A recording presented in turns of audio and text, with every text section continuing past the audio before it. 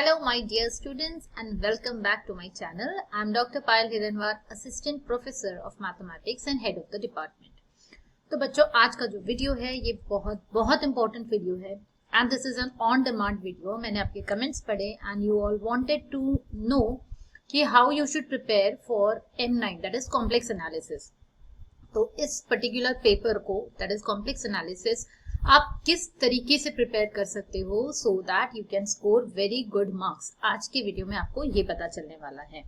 So I will be telling you everything in detail कि अगर आपको सिर्फ पास होना है तो आपको किस तरीके से पढ़ना है, आपको एवरेज मार्क्स लाने हैं तो किस तरीके से पढ़ना है, फुल मार्क्स लाने हैं तो किस तरीके से पढ़ना है. So let us this is your syllabus. ठीक है, ये आप सबको पता है कि आपका सिलेबस क्या है. कॉम्प्लेक्स एनालिसिस का ये सिलेबस है. Now because you have reached in final year, 5th same में आप लोग अभी हो, तो आपको इतना पता है कि आपका पेपर होता है 60 मार्क्स का. उसमें सॉरी क्वेश्चन नंबर 1 को कितना वेटेज होता है 12 मार्क्स का. जैसे क्वेश्चन 1 को है एग्जैक्टली वैसे ही क्वेश्चन 2, क्वेश्चन 3 एंड क्वेश्चन 4 सबको 12 मार्क्स का वेटेज होता है. एंड क्वेश्चन नंबर 1 आता है यूनिट 1 से, राइट. क्वेश्चन 5 को हम बाद में देखेंगे. नाउ यूनिट 1 में आपको किस तरीके से प्रिपेयर करना है. As you all know that question 1 में आपको 4 क्वेश्चंस मिलते हैं, सब questions that is A B and or part होता है that is C D, right. And basically मैं आपको फर्स्ट ईयर से ये चीज बताती आ रही हूँ कि हम जो यूनिट्स होते हैं हर एक यूनिट को कंसिडर कर सकते हैं कि उसमें एक आइदर पार्ट है और एक और पार्ट है, कंसिडर कर सकते हैं. Now this I have been telling you since first year कि ये एक इट इज नॉट कि यही एक रूल है, बट जनरली ऐसा होता है. इसके अलावा थोड़े चेंजेस हो सकते हैं क्वेश्चन पेपर पैटर्न में, बट नॉर्मली ऐसा होना चाहिए. बट प्रीवियस एग्जाम्पल में कुछ एग्जाम्स में, सॉरी नॉट एग्जाम्पल्स, कुछ एग्जाम्स में ऐसा हुआ था कि either part and or part को स्वैप किया गया था. स्वैप मतलब जैसे अगर मैं ये बोल रही हूँ कि ये आइदर पार्ट है and this can be considered as और part, ठीक है. तो कुछ एंड मैं ऐसे आपको हमेशा बताती हूँ क्वेश्चन नंबर 1 का ए पार्ट और बी पार्ट नॉर्मली ऐसा मैंने कभी नहीं बोला कि हमेशा, नॉर्मली आइदर पार्ट से आता है एंड सी एंड डी आता है और पार्ट से. ठीक है, अब इसके कितने परसेंट चांसेस है? 85 to 90% चांस है जो मैं आपको आज बता रही हूँ. बट ये 10% में कभी कभार थोड़े से क्वेश्चन स्वैप हो जाते हैं. मतलब यहाँ का एक क्वेश्चन यहाँ आ जाता है और पार्ट का, आइदर पार्ट का एक क्वेश्चन कभी कभार और पार्ट में आ जाता है. So always what I suggest you is that जो यूनिट 1 एंड यूनिट 2 होते हैं या चैप्टर 1, 2 बोल सकते हो आप लोग, इसको आपको कंप्लीटली प्रिपेयर करना है. इसमें आप बिल्कुल भी ऐसा नहीं करोगे कि मैं सिर्फ आइदर पार्ट प्रिपेयर करूंगी या करूंगा या और पार्ट ही करेंगे हम लोग. ऐसा नहीं करना है आपको, because it is quite risky. आपको क्या करना है, यूनिट 1 एंड 2 को पूरी तरीके से प्रिपेयर करो, पूरा चैप्टर. And then for unit 3 and 4 you can go for either part या फिर और पार्ट. उसमें से आप आधा आधा प्रिपेयर कर लो, राइट. सो अब आपको बताती हूँ डिटेल में यूनिट 1 में किस तरीके से क्वेश्चंस आ सकते हैं. सो यूनिट 1 में चांसेस ये है कि ये जो कॉची-रीमन इक्वेशन है, ठीक है, see you can see this Cauchy Riemann equations, यहां तक कि हम कंसिडर कर सकते हैं that this is the either part. अब आप बोलोगे कि मैम इतने सारे टॉपिक्स आइदर पार्ट में और पार्ट में सिर्फ इतने से टॉपिक्स, तो क्यों ना हम सिर्फ और पार्ट ही प्रिपेयर कर ले. Yes, this would give you a temptation, but ये दिखने के लिए इतने सारे जो टॉपिक्स है ना, actually these are very very small topics. इसके ऊपर में कुछ ज्यादा क्वेश्चंस नहीं है. मेन टॉपिक यहाँ पर है एनालिटिक फंक्शन. तो क्वेश्चन कैसे आएगा मैं आपको बताती हूँ. एक क्वेश्चन आपको पक्का गारंटीड एनालिटिक फंक्शंस के ऊपर मिलने वाला है. एनालिटिक फंक्शन के ऊपर आपको गारंटीड एक क्वेश्चन मिलने वाला है. एंड देन कॉची-रीमन के ऊपर में दैट इज CR इक्वेशंस, इसके ऊपर में आपको गारंटीड एक क्वेश्चन मिलेगा. नाउ CR इक्वेशंस के ऊपर में क्या चांसेस है, आइदर इसके ऊपर में जो थ्योरम है उसके ऊपर क्वेश्चन आ सकता है, अब थियरम में भी आपको काफी सारे थियरम्स दिखेंगे, यहाँ पर पोलर कोऑर्डिनेट्स वाला भी है, that is important as well, and cartesian coordinate वाला क्वेश्चन जो है वो जो थियरम है वो भी इंपॉर्टेंट है। या तो थियरम आएगा या फिर एग्जाम्पल आ सकता है, आइदर थियरम और एग्जाम्पल, बट गारंटीड एक क्वेश्चन सीआर इक्वेशंस पे आपको मिलेगा। सिमिलरली ये जो सारे टॉपिक्स दिख रहे हैं आपको, limit, continuity, differentiability, analytic function, ये सारे इंटरकनेक्टेड है एक्चुअली, तो इनको मिलाकर आपको एक क्वेश्चन एनालिटिक फंक्शन पे मिलता है। And then there are short answer questions जिसमें like first rule of differentiability, what do we call it as, just a minute, first principle, actually this is first principle, तो उसके ऊपर में आपको मिल सकते हैं 1.5 मार्क के questions on this topic. First principle of differentiable के ऊपर में आपको क्वेश्चंस है आपके बुक में दिए हुए, उसके ऊपर आपको मिल सकता है। अब आते हैं और पार्ट पे, तो और पार्ट में आपको डेफिनेटली एक क्वेश्चन मिलने वाला है हार्मोनिक। ये जो टॉपिक है ऑर्थोगोनल कर्व्स, इसके ऊपर में बहुत ही कम, आई थिंक एक एग्जाम्पल या थ्योरम कुछ है, तो इसके चांसेस थोड़े कम है, बट ज्यादा चांसेस ये है कि हार्मोनिक फंक्शन मतलब क्या है, इसमें आपको u दिया होगा एंड उसका हार्मोनिक कॉन्जुगेट निकालना होता है आपको, दैट इज v। तो अगर u गिवन है तो v क्या है, उसका हार्मोनिक कॉन्जुगेट क्या है, वो निकालने के लिए क्वेश्चन आ सकता है एग्जाम में। एंड एक क्वेश्चन डेफिनेटली आपको कंस्ट्रक्शन के ऊपर आएगा, कंस्ट्रक्शन ऑफ एनालिटिक फंक्शन, ठीक है। ये इसमें क्या होता है कि आपको अगेन u दिया होता है, u गिवन होता है, and then you have to find out the function f of z, and what is f of z, f of z होता है u प्लस iv, और ये आपको मैंने पढ़ाया है मेरे वीडियोस में, आपको मिल जाएगा कि प्रॉपरली आप कैसे ये फाइंड आउट कर सकते हो कंस्ट्रक्शन ऑफ एनालिटिक फंक्शन, ठीक है।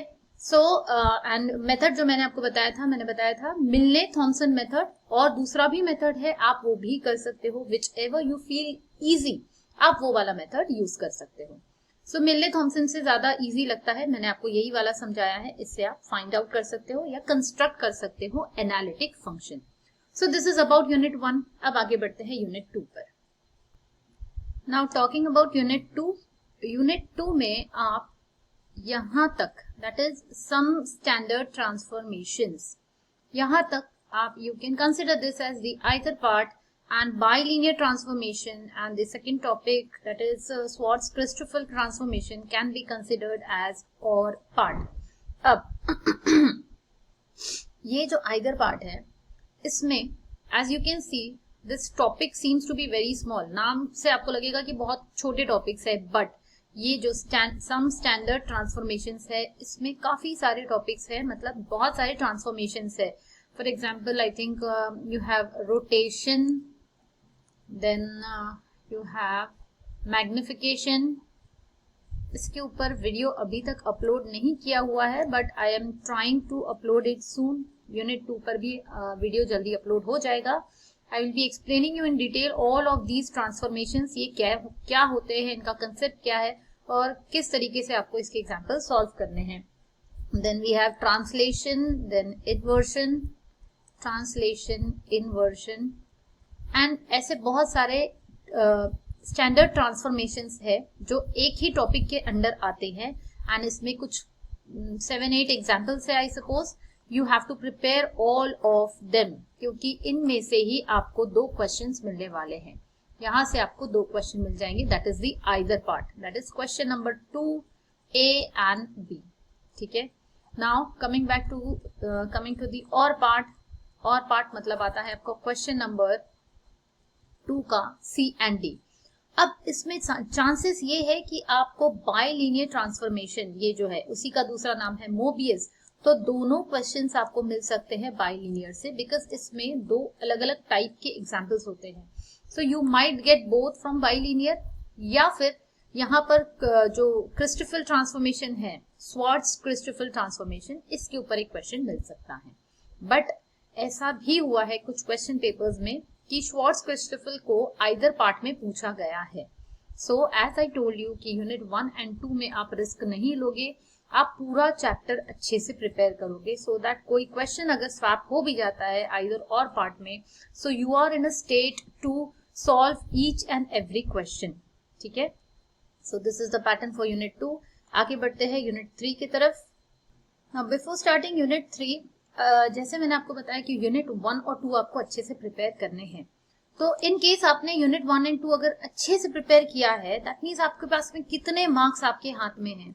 You can score 30 marks out of 60, right. मतलब यहाँ पर आपको पासिंग के लिए कितने चाहिए हैं? You need only 20 marks. वैसे तो अगर आप ऑन पेपर 15 मार्क्स भी ला लेते हो ऑन पेपर, एंड आपको इंटरनल 15 मार्क्स मिले हुए हैं, अगर आपने अच्छे से कॉलेज अटेंड किया है, असाइनमेंट सबमिट किए हैं, तो आपको 15 मार्क्स इंटरनल जरूर मिलते हैं। तो in that case also you will pass. That means pass होना is not at all difficult. Only 15 marks अगर ऑन पेपर लाते हो तो, और 15 मार्क्स तो आपको सिर्फ एक यूनिट प्रिपेयर करने से भी मिल जाते हैं। So it is so easy to pass. आप अगर स्मार्टली वर्क करोगे, स्मार्टली स्टडी करोगे, तो you can not fail in mathematics. It is so easy to pass. अब आगे बढ़ते हैं। तो मैंने आपको थोड़ा सा मार्जिन रखते हुए बोला है कि कम से कम आपने एम करना चाहिए, क्योंकि आप बोलोगे मैं 15 मार्क्स का सॉल्व करने वाली हूँ और मुझे 15 मार्क्स पूरे मिल जाएंगे, तो ऐसा नहीं होता है। कहीं ना कहीं आपको पता भी नहीं चलता है, सिली मिस्टेक्स होती है और आपके मार्क्स कट जाते हैं। इसलिए आई वुड नॉट से कि आप सिर्फ एक यूनिट प्रिपेयर करो। पास होने के लिए आपको 2 यूनिट अच्छे से प्रिपेयर करने हैं। सो 2 यूनिट के बाद में आप फेल हो ही नहीं सकते अगर आपने उनको अच्छे से प्रिपेयर किया है तो। सो this is how you can pass easily and even with good marks. ठीक है, अब आगे बढ़ते हैं यूनिट 3 पर। यूनिट 3 में आप till here you can consider as the either part. This can be considered as the either part and this can be considered as the or part. अब आइदर पार्ट में क्या होता है, यहाँ पर जो कॉचीज लाइन इंटीग्रल है, इसके ऊपर में काफी सारी एग्जाम्पल्स है आपके बुक में, and you can get this in question number 3 ए या फिर बी में आपको मिल सकते हैं कॉचीज लाइन इंटीग्रल के ऊपर में एग्जाम्पल्स। एंड बी पार्ट में या फिर कहीं पर भी, ये पूरे इसमें बता रही हूँ मैं आपको आइदर पार्ट में कैसे क्वेश्चन आ सकते हैं। दूसरा क्वेश्चन आपको मिल सकता है थ्योरम्स। ये जो कॉची इंटीग्रल थ्योरम है, कॉची इंटीग्रल फॉर्मूला लिखा हुआ है, but this is again a theorem. तो इसके ऊपर जो थ्योरम्स है वो बहुत इंपॉर्टेंट है। डेफिनेटली ये दोनों में से एक टॉपिक पे आपको थ्योरम या एग्जाम्पल मिलेगा, एग्जाम में आने ही वाला है, और मान लो कि इसके ऊपर आपको एक क्वेश्चन मिल जाएगा, राइट। देन आते हैं इसके और पार्ट पे। और पार्ट में you can yes again Cauchy's inequality. ये दोनों टॉपिक्स मिलाकर आपको मिल जाएगा क्वेश्चन नंबर 3 का C and D questions. You can get these questions।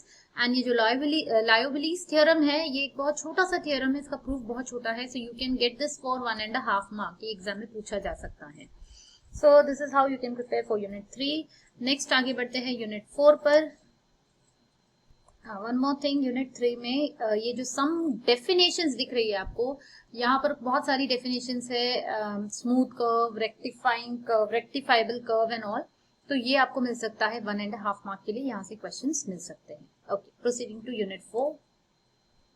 Now unit 4 is quite a big unit, बहुत बड़ा यूनिट है।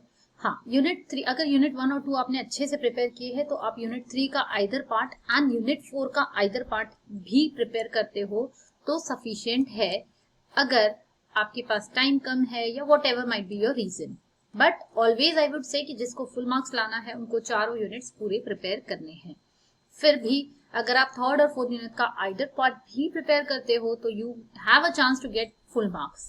अब that depends on your luck कि आपको कौन से क्वेश्चंस मिलते हैं जो आपने प्रिपेयर किए हैं वो, या फिर समथिंग एल्स। नाउ यहाँ पर देखो क्या होता है बच्चों, ये जो लॉरेंस एंड टेलर्स थ्योरम है, इन दोनों पर मिलाकर या तो एक क्वेश्चन मिलेगा, एंड ये दोनों मिलाकर एक क्वेश्चन आपको मिलता है। क्वेश्चन नंबर 4 की बात कर रही हूँ। एंड यहाँ पर और पार्ट में आपको मिलेगा डेफिनेटली एक question on this Cauchy's residue theorem and evaluation of integrals. इस टाइप से होता है, या फिर ऐसा भी हो सकता है कि इस पे एक क्वेश्चन और इस पे एक क्वेश्चन मिल जाए आपको। ये रेयर चांसेस है, एंड यहाँ पर से कोई भी क्वेश्चन ना आए, ऐसा भी हो सकता है। एंड लास्ट क्वेश्चन जो होता है क्वेश्चन नंबर 5, उसमें आपको पता है 1.5 मार्क के क्वेश्चंस मिलते हैं। हर एक यूनिट से आपको 2 क्वेश्चंस मिलते हैं। एक होगा you can either get definitions या फिर आपको मिल सकते हैं शॉर्ट आंसर क्वेश्चंस। ठीक है, so wishing you all the very best for your exam. याद रखना कि आप कोई भी क्वेश्चन ब्लैंक ना छोड़ो, आपको कुछ ना कुछ हर क्वेश्चन में लिखकर आना है। एंड यस, कमेंट करके जरूर बताना आज का वीडियो आपके लिए हेल्पफुल रहा या नहीं रहा। And what ever you require, और कुछ आपको मुझसे एक्सपेक्टेशंस है तो मुझे कमेंट करके जरूर बताइए।